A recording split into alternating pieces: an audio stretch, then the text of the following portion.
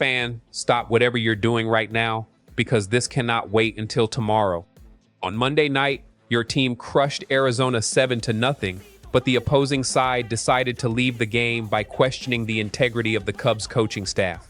While the internet is exploding with talk of alleged sign stealing, Cubs fans themselves are already gathering evidence to tear apart the opposing pitcher's version, frame by frame. Before I show you the behind-the-scenes details of this exclusive investigation, subscribe right now to Cubs Wrigley Report and turn on notifications. This is the kind of analysis the traditional sports media isn't going to give you with this level of depth and speed. On Monday night, the Chicago Cubs defeated the Arizona Diamondbacks 7-0 in a game marked by a tense incident near third base.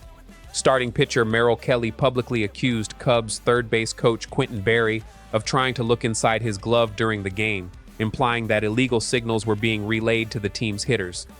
According to a report by Matt Ehalt of the New York Post, Kelly called the behavior amateurish and unsportsmanlike when it comes from a member of the coaching staff rather than a player on the field.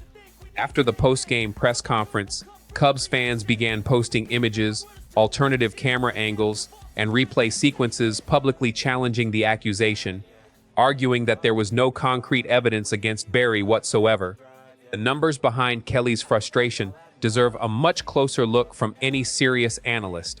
The pitcher is just 8-12 on the season, with a 5.35 ERA and a 1.51 WHIP, numbers far below what you would expect from a competitive rotation starter in September. In Monday's loss alone, Kelly lasted 5 2/3 innings, allowing 5 hits, 3 walks, and 3 earned runs. On the other side of the diamond, the Cubs now sit at 76 wins and 56 losses, in second place in the National League Central, 5.5 games behind Milwaukee, while still holding a firm lead in the wild card race. This episode comes at a particularly delicate point in the season, with the Cubs fighting for every game as they chase a playoff spot. A public accusation of sign stealing could trigger an immediate response from the league office, potentially including additional reviews of cameras and microphones during the next head-to-head matchups against Arizona. That changes the routine for the entire coaching staff. Quentin Berry himself could face increased scrutiny during the upcoming series, while opposing pitchers may start using more complicated signs against the Cubs.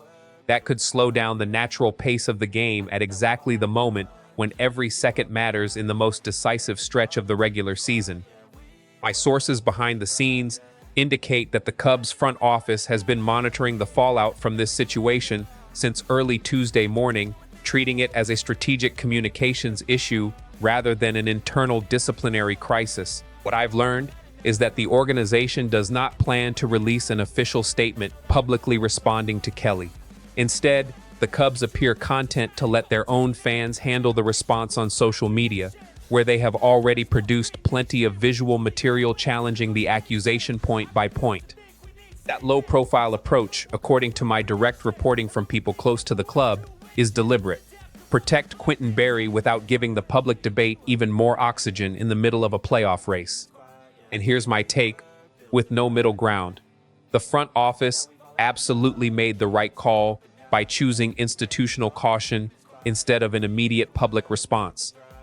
Issuing an official statement in response to an accusation without concrete evidence would only give unnecessary institutional weight to the complaint of a pitcher with an ERA above 5 and an alarming WHIP.